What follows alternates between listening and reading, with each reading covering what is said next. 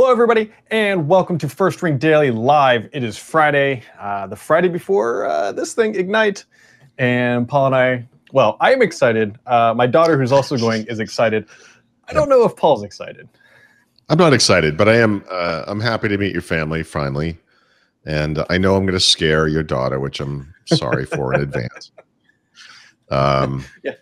But, I feel like we should do like a pre-interview of my daughter and her expectations of you, and then a post-interview to see how things and then go. the post-interview will actually be your wife's legs with like your daughter's hands, kind of the only part of your daughter that you actually see because she's still hiding behind your wife. Yeah, it's not going to go well. Let's just agree to that. Yeah. Yep. Well, the expectations are low, as usual for any sort of meeting, but we will go from there. And speaking of Ignite, everybody, I know a bunch of our listeners are actually headed there. Paul and I are obviously headed there. And so on Monday and Tuesday from 1 to 2 p.m. at the Podcast Center, and actually you can register for all this stuff in your little Build My Ignite app if you would like to be fancy-dancy. But in the Podcast Center, we will be there doing this show live. And I think we have a couple giveaways like hats and maybe a couple premium memberships. So it's definitely worth making the trek out there because then we can all leave together and get lost like we did last year. Mm-hmm. Yeah. Let's use Apple Maps this time. Paul, they say it couldn't get any worse. That on the first anniversary of something, you're supposed to give paper. So I hope you're planning to give me lots of cold, hard money. Yeah, I'm going to give you regular paper, which we can burn for heat when we're lost and can't find our way back. Surprisingly, that might be more useful. Yeah. So yeah. Yep. All right, let's kick this thing off. All right. So progressive web apps, Microsoft's made a pretty big hoopla about this. Google has actually, for that matter. And a lot of people are wondering, are these things going to come to the Microsoft Store? And I think they are. Is that correct, Paul? Yes, it is. I've been kind of wondering how this was going to happen and when this was going to happen. I think I've been a little too, I guess I could have foreseen this if I'd really thought it through, but for some reason I thought a lot of this would happen through Edge, but actually they're going to handle progressive web apps the way Microsoft would handle progressive web apps. They're going to allow developers of these apps to submit them for inclusion in the store, starting with the next version of Windows after the Fall Creators Update, so Windows 10 version 1803. Oddly and surprisingly, they're actually also going to scour the web using the Bing indexing and search engine to find progressive web apps and then automatically put those in the store as well. That's sure to be controversial with some, but I think the idea here is to get some high quality apps in the store for the first time. And that, I think makes sense for a lot of people. But the cool thing about this stuff is that if you make a progressive web app correctly, it can integrate with the unique features in Windows 10, the notification system with Action Center, live tile support, on and on and on. So the way that Microsoft described it last week at that Edge Developer Summit was these things are native apps. They can do whatever native apps can do. So I'm actually pretty excited about this. So we know the timing. We know how they're going to do it. They're kind of secretly right now, not so secretly because they told us, but actually testing some of these apps right now, apparently internally. And as a developer, if you make progressive web apps, you can, or if you have web apps, you can convert them to progressive web apps very easily. You just add some, basically some manifest file stuff to them to make it a progressive web app. You can test that stuff in Microsoft Edge today using the Fall Creators Update. You have to set a switch in the browser. They have that about : flags interface. We can turn on advanced or coming features, and you can get started that way too. So kind of a lot of good news there all of a sudden. I've been, waiting and crossing my fingers and everything, but it looks like it's finally happening. Yeah, and so to your point, the controversial point is that automatic ingestion into the store. We'll have to kind of wait and see how that is. More specifically, people were raising concern, like, what if this gets put into the store and then people, like that developer doesn't want it in there? There has to be some sort of form of communication back and forth. I agree. I guess the way to think of it, though, is if you have I think for the developer or for the web app to get into the store, it has to meet certain criteria. And you as a developer would have had to explicitly put that stuff into your web app for that to happen. So I hear you. I mean, my first reaction to that was like, well, what if you wanted to charge for that thing? But the truth is, if this is a web app, it's on the internet for free anyway. And if you're making money in other ways, like for example, if Thurrott.com was suddenly a progressive web app or whatever, we have advertising. I assume that would push through. I mean, it would be the website, right? And of course, we have a premium program for customers who are paying not to see ads and for other benefits. That would apply to the app version as well. So it wouldn't impact our ability to do things, right? Or anyone else's, really. I guess the weird part of it is if you created an app specifically thinking, I'm going to put this thing in the store and I intend to charge for it, and then Microsoft crawled the web and found it somehow and put it up there, yes, that would be, you can see where that might be a problem. Yeah. Question for you, Paul, and unless I'm going to try to turn this into the wrong conjugated form. Unless I have been progressive web apping wrong, is there any way to create these things so that when you open them, it doesn't look like it's actually running in a browser? Yeah, so actually when they're distributed to the store, they won't look like they're running in a browser because it won't be in the browser frame. And so if you know the URL for a progressive web app, like the Twitter Lite app is one I always use the example of, mobile.twitter.com. You could go to that site in Edge and it would run in Edge. You could pin it to your taskbar and you could click on it and it would open in Edge and it would look like Edge because it is Edge. But if that thing was in the Windows Store and you installed it and you ran it, it would have an empty window frame. It would look like a web app does when you pin apps from Chrome today, right? And so that's not the point of putting it through the store, but that is the basics. Like, in other words, is there a difference between the store version and the web version? That's the first difference, right? That's the difference everyone will get. But the developer can optionally choose to support Windows 10 explicitly, and they can add information to their existing app and say, well, I want to do this, I want to do this, I want to do this. If you want to do something like banner notifications and integrate with Action Center, the question now is, would you get those benefits from Edge, or would you need to be running the app? If it happened today, you pretty much have to have the app because Edge doesn't fire notifications unless that app is running in a browser tab somewhere.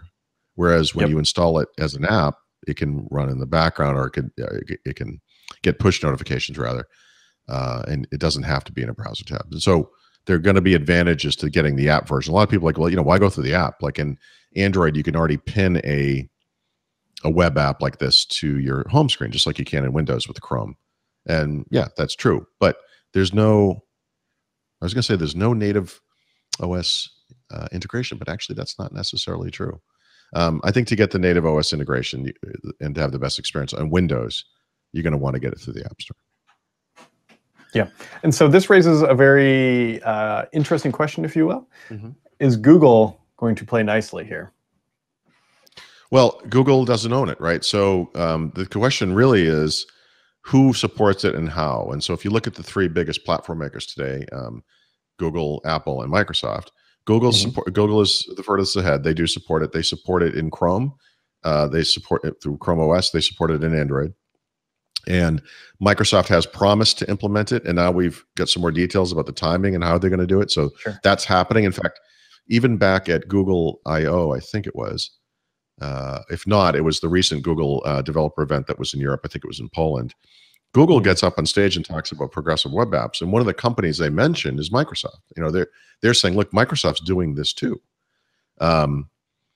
And then there's Apple. Apple has basically said, yeah, we're working on it for Safari, but they provided zero details. Apple, you could argue, doesn't have as much of a need to add progressive web apps to the store. They already have the best app store in the world, right? So, and you can already pin websites to the iOS home screen. So I guess that would be how that kind of worked. You might not get native OS integration. We don't really know what's going to happen there. If you mean, is Google going to play nice with their own progressive web apps, I guess. I am not sure that Google has ever announced their plans for, are they going to make Gmail a progressive web app? Are they going to make Google Calendar a progressive app? By the way, the day that they do that, if they do, that solves the problem, right, on Windows, that we can't get apps from Google, right? All of a sudden today, that day, we will be able to. The other thing they revealed, I think you might have seen this. This would have been big for you because you were our primary source of information about Microsoft Teams for a little while there. Microsoft Teams was written as a web app. It's not a progressive web app today, but the biggest chunk of code in the app is all on the web. And then what they do is they tailor it using various frameworks for different platforms. And so Windows 7 and the Mac uses one framework. Windows 10 uses one. Android and iOS use one. And I'm not sure if I'm missing any, but I think that's about it. But because they created it as a web app from the ground up, turning that into a progressive web app is super easy. It basically just involves adding certain kind of XML type files to it and supporting certain features and so forth. And it will be on Windows 10 a progressive web app that they distribute through the store. So that's Microsoft is doing this. Now, I don't know on the Google side. That's an interesting question. Whether the primary Google apps will be made available as progressive web apps. So it'd be amazing. Yeah, no, it would absolutely solve a lot of problems. The other thing too, and I think it was the Joe Finn who asked this question to me earlier. He said, could you see Microsoft just making their Outlook.com platform a progressive web app, and then that replace the mail and calendar app that's in Windows 10? Yep. Yeah, I was wondering the same thing. You know, we often make fun of Microsoft for having so many different Outlooks around the world, you know, or around the platforms. What if, I mean, you kind of want to look at what Apple's doing because you support Outlook on the Mac as well. And wouldn't it be amazing if you could have the same Outlook application on the web for anybody from anywhere, on Windows, on the Mac, on mobile, every platform.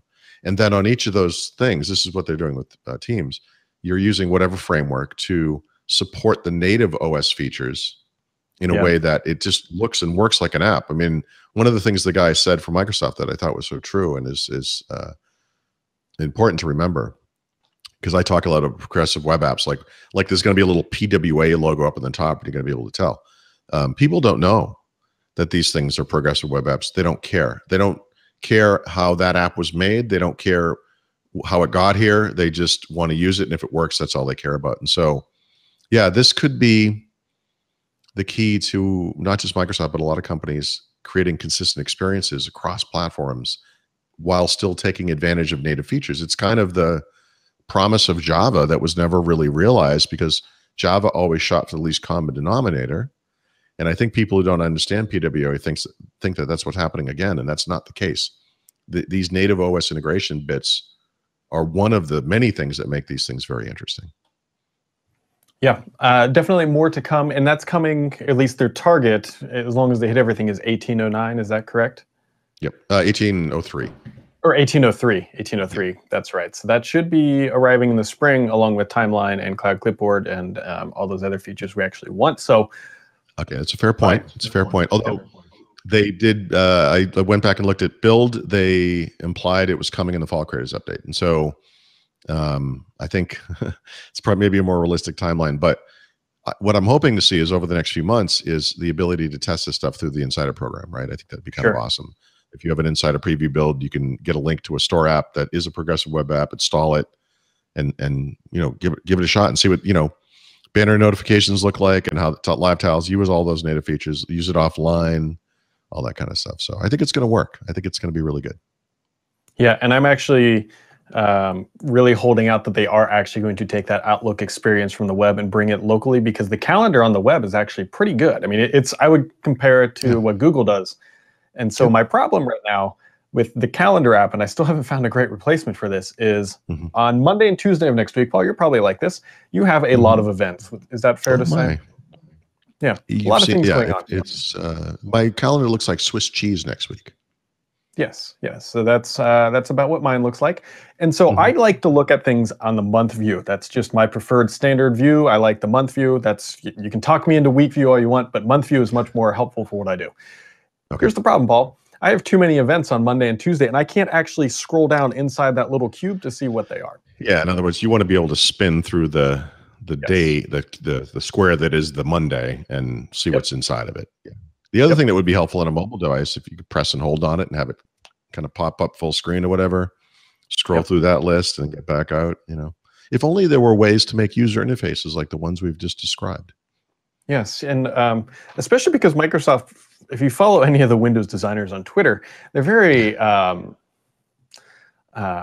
trying to find nice words about how like in tune they are and like how they read all these books. But then you open the calendar app and you're like, which book did you read? Well, remember, is it Outlook.com? I think it is Outlook.com. That's being, yeah, they have a beta for Outlook.com, but it's only the inbox, right? And so one of the things that should be coming in the next weeks or months or whatever is they will redo the people and calendar bits of that interface. And, there's no indication that they will have solved this problem, but, it will at least be prettier. Yay.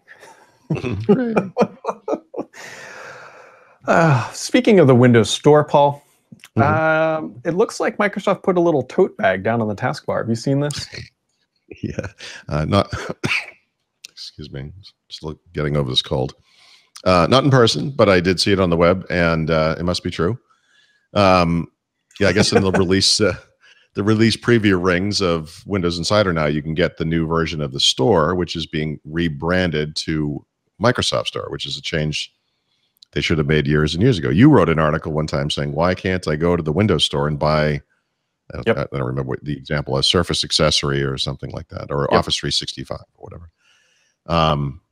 It's a good question, and, when you think about the changes they've made over the past year, like the ebook store that came to the Windows Store, and the fact that there's content in there that is not Windows specific. If you have a Groove Music Pass, or you're going to buy music from Groove, or if you want to watch a movie or TV show that you bought from Microsoft, that stuff's not tied to Windows. You could do that on the Xbox as well. And so kind of raises the question, why do we have all these different names for something that is clearly the same store? It should just be called Microsoft Store. It should be called that on Xbox. It should be called that on Windows. It should be called that on the web. It should have all the stuff in each place. You can already browse Xbox game. In fact, you can browse, buy, and remotely install Xbox One games from the Windows Store on Windows 10. Well, why are we calling this thing the Windows Store? So I guess we're not. I guess we're going to change it. Yeah, I'm not a big fan of the icon. If you've ever bought anything from the Microsoft Store and gotten that white tote bag, it's like they took that and said, hey, that'd make a good icon. And then they put it in the taskbar.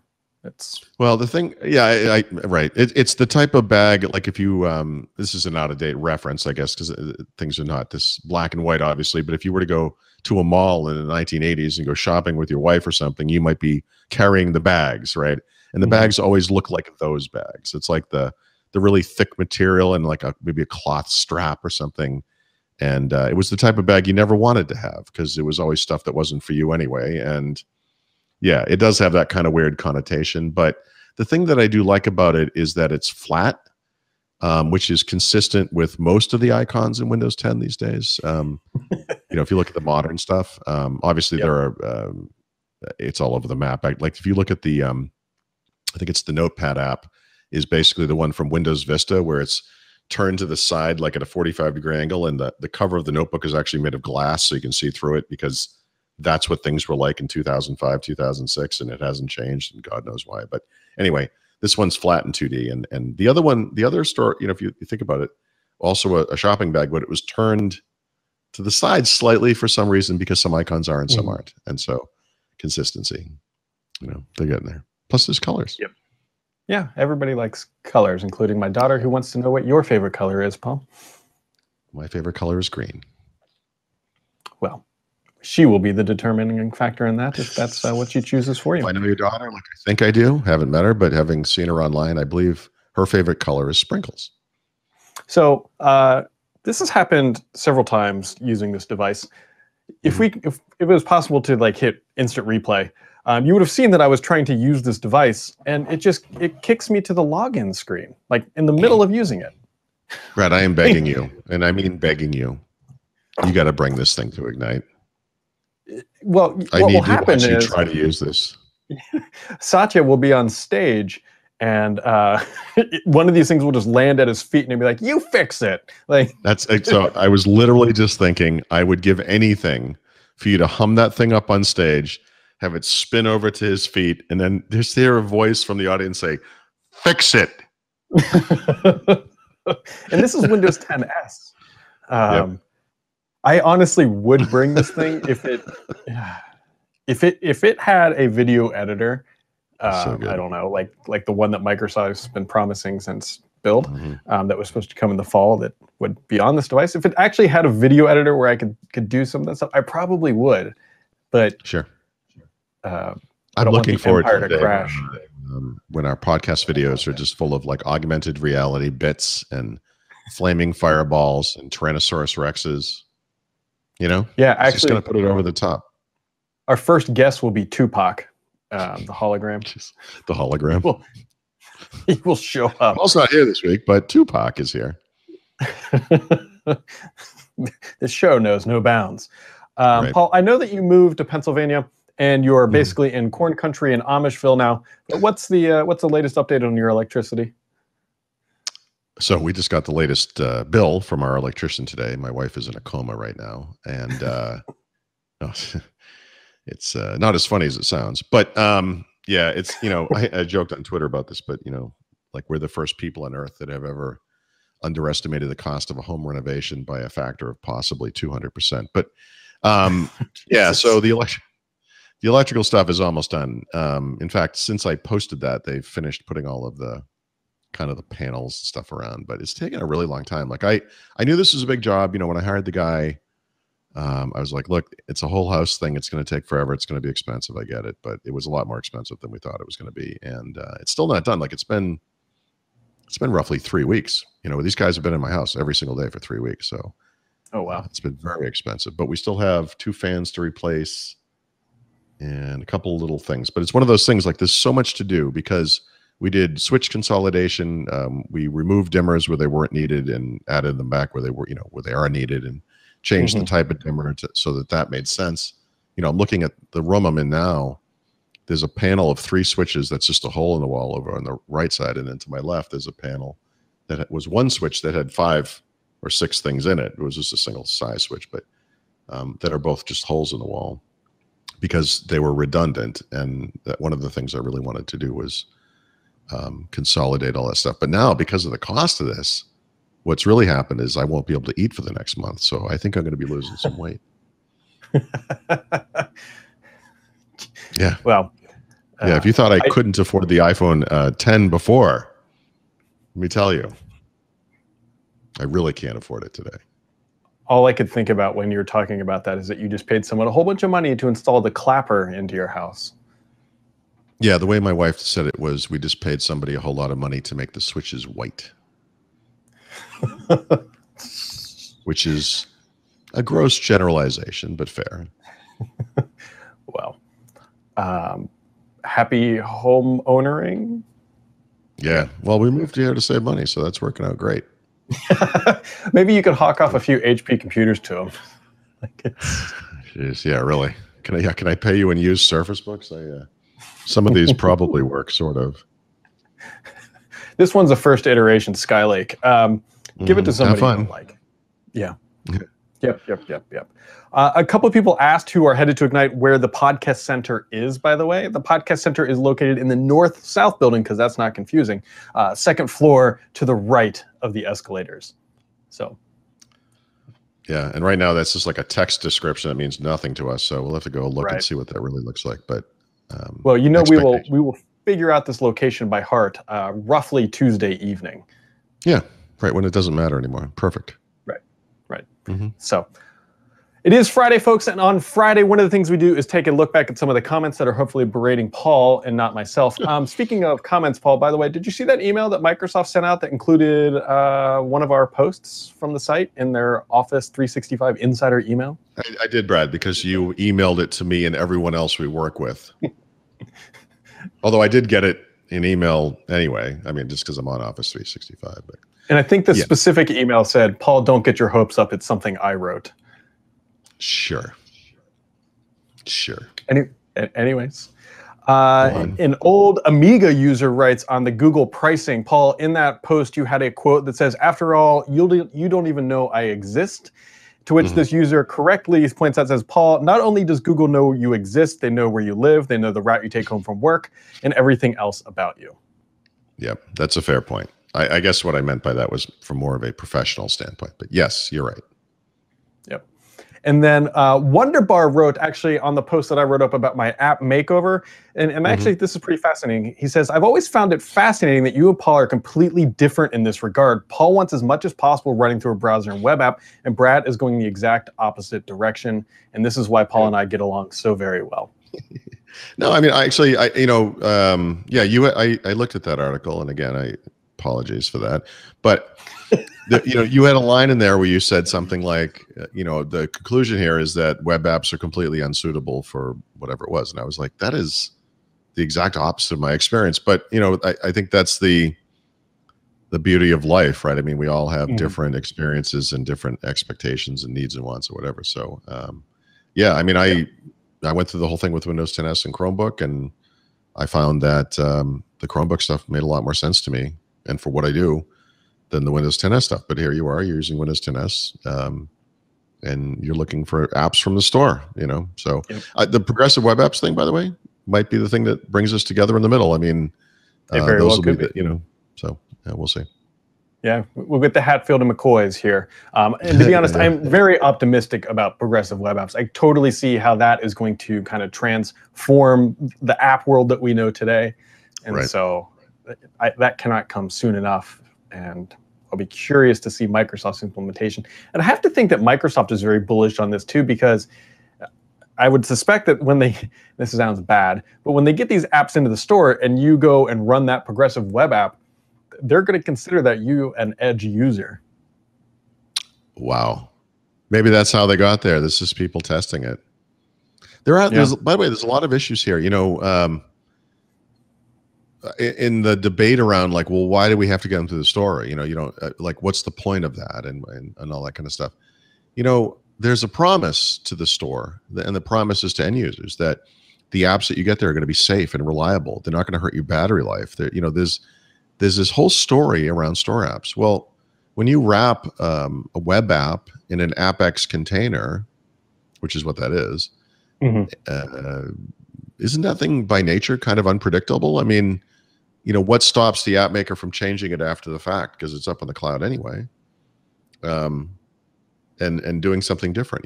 It's like, it seems like we're getting a lot of users on Windows 10. Let's start sending ads that way or whatever. I mean, I don't know how they can keep ahead of that, exactly. I mean, we'll see. The automatic addition of progressive web apps to the store, as well as, like you said earlier, is a little strange. Like, it's not going to be hard for someone to figure out, well, here's the parameters Microsoft's looking for. We'll put these files in there. And then once we know we're in the store, we'll start sending the malicious stuff out, Yeah. I know the point of the container, and I know there's stuff built in to help prevent everything I just described, but I mean, I'm curious. Like, this is it's kind of an interesting gray area. Yeah. Yeah, and I'm sure RAF will be one of the first people to do to exploit that once it's all live. Yeah. Yes. So, Mad Thinus asks in the chat room, Paul. He says, "What device are we going to be testing on the back of a bicycle in Orlando?" Oh boy. Well, there's not going to be a bicycle. Actually, what it's going to be is the log ride that goes down the river thing that you go over the waterfall. Should bring the Surface Studio. Just lug that thing. Yes. Boy. I don't think I'm going to bring multiple computers to this thing. I don't know. Yeah. That I'm going to be able to do this. Maybe we'll have to buy it. I don't know. I will have to see. I don't think we've completely figured out what this is going to be. I can tell you it's not going to be like the Dumbo ride or Space Mountain. It's going to have to be, I don't know. We got to figure this out. That's a good question. Are you trying to break my heart on live television, Paul? I'm not saying you can't go on those rides. I'll wait there with your daughter while you and your wife go. I'm just saying, we'll figure something out. Something Florida appropriate. Maybe we could get chased by an alligator or a crocodile. I always forget which is which in Florida. That's all possible. Maybe we could just go golfing and act like we're retired. Oh, I would like that. I would like that. You got anything else for today, Paul? No, just super pumped about this trip, Brad, and I'm so excited I can barely contain myself. Nope. No, I guess not. What about you? I got a lot of packing to do, to be honest. I've got, Yep. well, you can see some of the stuff still sitting here from yesterday's show, but this is stuff so that I don't forget it. Packing and then trying to. Plus, you're leaving earlier, right? You're leaving in the morning. Yeah, I will be in Orlando, hopefully at a pool by now, but although it might be raining, but I still might be at a pool because it's going to be 7 million degrees while we're there. Yeah, you're going to be there at least 12 hours before me. Yeah. Yep. Yeah. So I'm going to make sure I take all the good rooms and leave you the janitor's closet. Just cancel my reservation when you arrive, and then go take the most peaceful nap of your life. He's not coming. Oh, gosh. Oh, jeez. So there we go, everybody. As always, everyone, we do this show Monday through Friday. Monday through Thursday are not live, but next week we will be live on Monday and Tuesday. Definitely check that out. You can check out the YouTube subscribe link. It's actually in this post for the show. And so subscribe to that to make sure you catch up on everything that we do. We'll be at Ignite. We've got a couple meetups on a Tuesday evening, and we're looking forward to it. It should be a lot of fun. So as always, thanks for tuning in. We'll catch you right back here next week from Orlando on First Ring Daily.